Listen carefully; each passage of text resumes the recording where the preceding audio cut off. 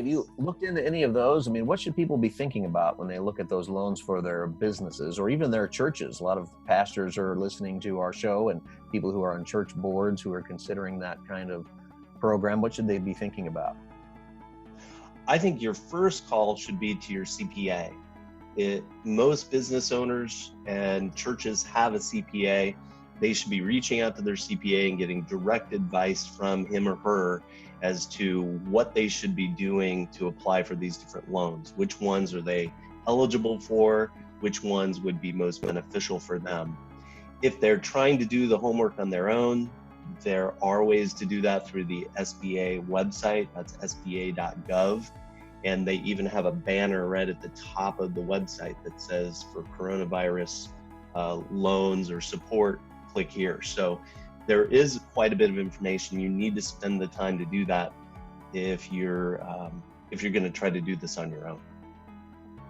That is good advice. I think there's maybe a lot more trying to do this on their own than we might think, especially in the church world. You know, I think for some churches, they have a CPA. It's their finance team. It's Kathy, Phil, and Arnold who run their books. And Yes. none of them have ever used a computer before.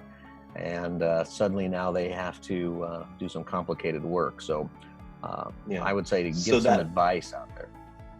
Yes, and the Payroll Protection Act, or the PPP, the Payroll Protection Program.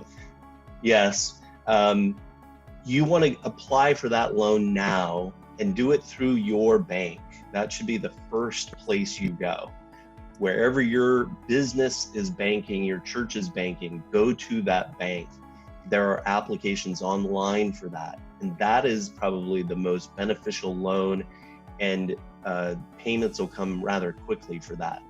The one on the SBA site is the EIDL, the Economic Impact Disaster Loan, I think is what it's called.